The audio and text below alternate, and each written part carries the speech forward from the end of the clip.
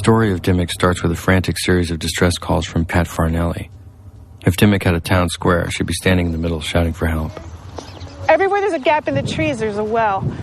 There's like 10. Sometimes it bubbles and hisses when it comes out. So I highly recommend that you do. You want to drink it? I won't drink it. When Cabot and them came in to get the water and they were telling me it was okay to drink, I said, well, here, go ahead and drink it. And they wouldn't drink it. There were days when 4 kids were out of school sick. Everybody was sick, including me. We were all, our stomachs were really, really acting up, couldn't handle eating anything for over a month, right? And then Jean, next door, talked to me at church and said, did you notice anything funny about your water? Our well's gone bad. The Mays, they have bad water, and they've got a newborn in the house. My next trip was just up the road to Ron and Jean Carter's. They had a gas well in their front yard. Shortly after the well was drilled, their water started bubbling and fizzing.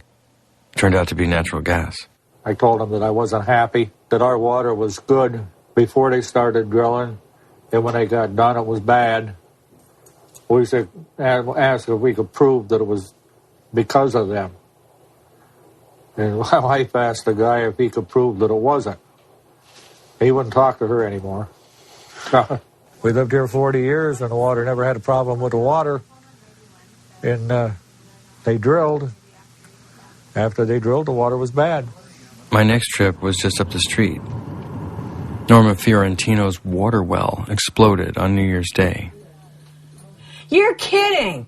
This is my daughter-in-law calling. She's saying there's a special on at noon. DEP says Cabot Oil and Gas has polluted more than 1,000 water wells drilling for natural gas front yard. in Susquehanna County. I've lived next to these people for 30 or 40 years, and we're good friends, all of us, and we just have the same problem. DEP Cabot guys were out here, and I was talking to them about it, and I says, you guys said this water's safe for my mother to drink. I said, I'll be right back. I'm going to go get you a glass of water. And they all put their head down. DEP and everybody put their head down and said they wouldn't drink it. Mason, where's your helmet? Next up on my tour of Dimmick was Debbie May. No helmet, no bike, understand? Anthony, you should have a helmet on too. Go find one. And in the beginning of November, our water turned color. It had started tasting funny, like a metallic-y, and then it turned brown, and then it looked like mud. Cabot sent Quantum Labs out to test it, and the guy looked at it and said, don't drink it, don't shower in it, don't do your laundry, don't do dishes, don't do anything in it. And so this is your water well down under there. Mm-hmm. And they put that pipe thing on it. And they're venting gas off through this. Yeah. The other thing that was bothering Debbie May, was something that was happening with her animals. Sorry, they don't come outside. Their hair was falling out. See how she's gone bald. And one of her cats was projectile vomiting. We have 3 cats that it's happening to. And then when you said this to the DEP, what did they tell you? They told me I clean with too much Lysol. Uh-huh. And I told one of Cabot's attorneys about it, and he told me that it comes from telephone poles. So has the cat been out playing with the telephone poles? The cat doesn't go outside ever. So his hair's falling out? Yeah. And he's losing weight. Since basically the same period of time? Hi. Our water was perfectly fine. And right after we started drilling, like propane and stuff like that all went in it. But at one point we could actually light it on fire. Put the thing in, shake it up in the jug, and put a match around and just light it up. What's going to happen to my kids how many years from now? And then, it wasn't their fault. They didn't do it. They didn't pollute the water. From the cases of Pat, Ron and Jean, Norma and Debbie, it was clear that something had gone terribly wrong in Dimmick. But there was something else. I kept hearing reports of a family that could supposedly light their water on fire, a family who wasn't speaking to the press. I wondered why, and I wondered if I could talk my way in. They didn't want their faces to be on camera, so I ended up taking pictures of their feet. They did show me their water samples, however. They told me, listen, I know you want to see us light our water on fire, but we can't do it right now. Basically, we've capped our water well. We no longer use it, and we're afraid to turn it on. If we turn it on, it's possible that it could explode or catch our house on fire.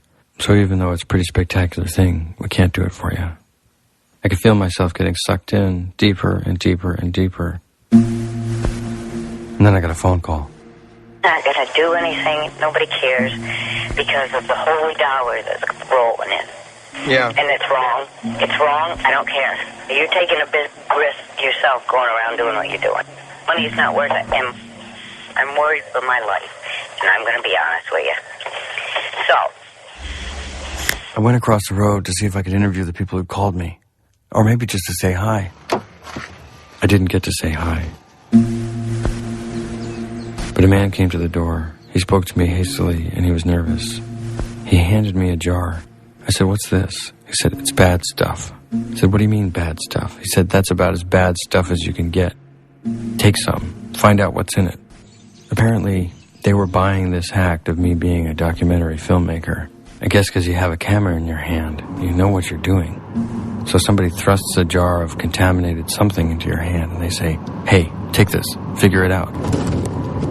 I had an inkling of what this stuff was. I'd heard reports of oil and gas wastewater, known as produced water, the water that comes back up out of the ground. It's contaminated with the fracking fluids being dumped illegally onto fields and into streams. And I'd heard of workers who had chemical burns on their hands and faces. And here I was, being handed a jar of a mysterious, yellowish, brownish liquid. I needed more information, so I called the number again. All the things that you said about that, the jar that you gave me, just got me kind of curious. And, you know, without any naming any names, I don't know anything about anything, but was that was being dumped out in some place that it wasn't supposed to be, like a stream or a field or something? Yes. All right, and that's why it's important to find out what's in there? Yeah. All right, and if I were to be able to analyze that, would that, you think that'd be a good thing? Yes. I was starting to compile a list of things that happened in Dimmock. Water trouble, health problems, hazardous explosive conditions inside the house, destruction of land, lack of confidence in state regulatory commissions, a feeling of having been deceived, a feeling of powerlessness, dead or sick animals, the difficulty of obtaining good information about gas drilling, and the idea that there's a cover-up taking place. In other words, a total loss of normal life. Who knows if they're right? I don't. It's all speculation. But these citizens certainly felt as if they'd been wronged and that there was no one for them to complain to. On my way to drop off the jar at a water testing lab, I said goodbye to my $100,000. Even more worrisome to me was the knowledge that everyone all around me had been getting these leases in the mail, and a lot of them had leased already. One thing was resoundingly clear. If the industry's projections were correct, then this would be the end of the Catskills and the Delaware River Basin as we knew it. And it would mean a massive upheaval and redefinition of all of New York State and Pennsylvania. But there was no drilling in my area yet on either the New York or the Pennsylvania side of the Delaware.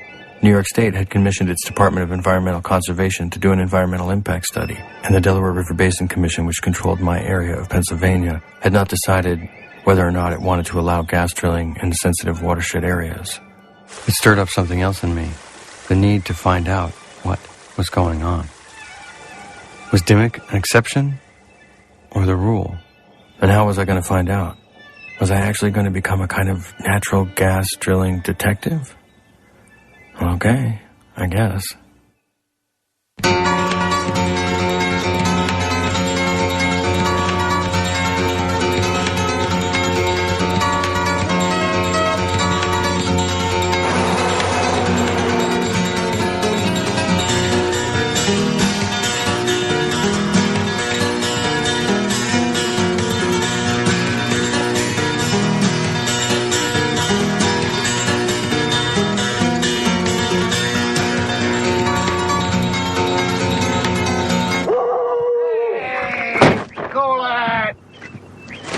Well, you be careful, because that one's known to nip butts. And it pinches pretty good. Keep the camera over my butt now. Yeah. And it's gurgling. Oh, wow. So that's the sample. It's all settled out. Right. But that's what our water looked like. That came just out of the tap? Out of the tap. Right. So in 3 weeks, they contacted Mike by phone and said, we've tested your water. There's nothing wrong with your water. With this? With this. There's nothing wrong with the water that can be affected by the oil and gas production in your area. So what have you been doing? We put in our own tank and he hauls water every week. I've got 2 500-gallon tanks, and I go to town once a week, and